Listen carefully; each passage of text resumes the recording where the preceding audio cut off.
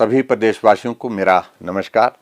आपको विदित है, जब कोरोना पूरे देश में और हमारे प्रदेश में भी शुरू हुआ, उस वक्त हम बहुत गंभीर थे। थोड़े भी मामले आते थे तो भी हम चिंतित होते थे, लेकिन जैसे जैसे वक्त गुजरता गया हमारी वो गंभीरता कम होती दिख रही है। ये स्वाभाविक रूप से हमारे लिए बहुत बड़ी चिंता का विषय है।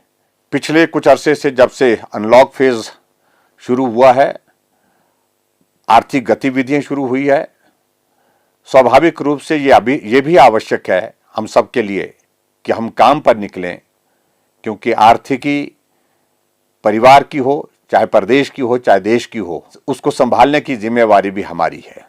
लेकिन आजकल की परिस्थितियों में विशेष तौर से हम अनुभव कर रहे हैं कि गंभीरता बहुत कम होने की वजह से ये संक्रमण बहुत तेजी से फैलता जा रहा है।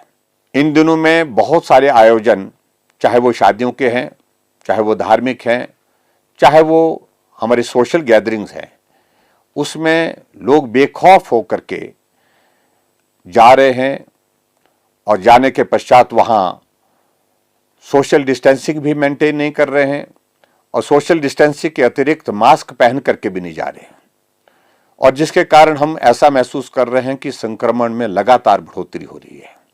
बहुत सारे मामले ऐसे आयोजन के माध्यम से हिमाचल प्रदेश में बढ़े हैं।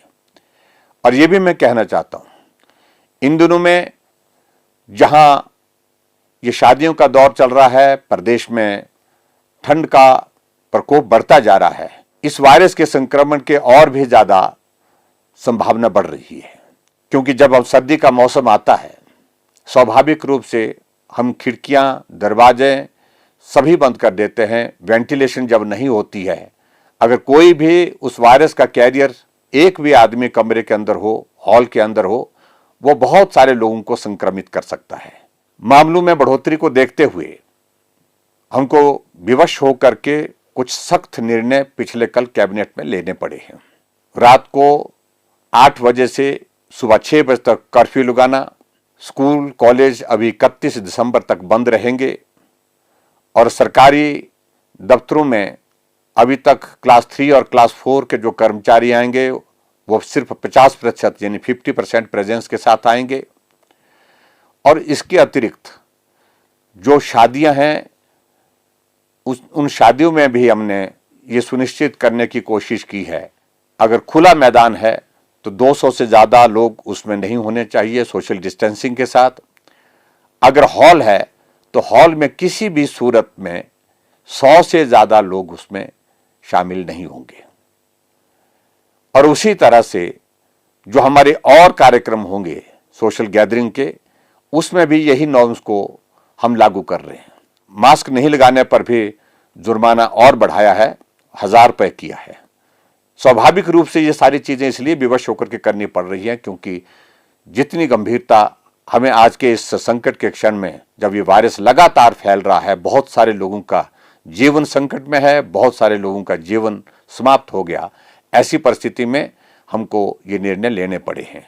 आज हमने एक और कार्यक्रम की हिमाचल प्रदेश में शुरुआत की है, हिम सुरक्षा अभियान के रूप में, और इसमें 8000 जो है हमने टीमें बनाई हैं पूरे हिमाचल प्रदेश में, जो हर घर में जाएंगी, हर गांव में जाएंगी, और गांव में जाकर के कोविड-19 के मामलों को लेकर के गंभीरता से हमको काम करना है। और इसके अतिरिक्त चाहे किसी को ट्यूबरकुलोसिस है यानी कि क्षय रोग है, चाहे किसी को लेप्रोसी है, कुष्ठ रोग है, और उसके अतिरिक्त किसी को शुगर की बीमारी है, ऐसी परिस्थिति में भी वो टीमें जाकर के सर्वेक्षण करेंगी, ताकि हमारे पास पूरे हिमाचल प्रदेश के हर परिवार के, हर व्यक्ति का एक डेटाबेस हो जाएगा, जिसके आधार पर हम आने वाले समय में बेहतर स्वास्थ्य की सुविधा देने के लिए काम करने की कोशिश करेंगे। मेरा आप सबसे फिर से विनम्र निवेदन है कि जब तक इसके लिए कोई दवाई नहीं निकलती, वैक्सीन नहीं निकलती, तब तक हमको सावधानियों के साथ ही काम चलाना है। और उसके लिए आवश्यक है हम मास्क पहन करके चलें, हम सोशल डिस्टेंसिंग को मेंटेन करें, अनावश्यक रूप से भीड़ का हिस्सा ना बने, और जितने भी हमारे जो उम्र दराज लोग हैं, बुजुर्ग लोग हैं, वो खास तौर से भीड़ वाले इलाके में जाने से परहेज करें। बहुत बहुत धन्यवाद। नमस्कार। जय हिंद, जय हिमाचल।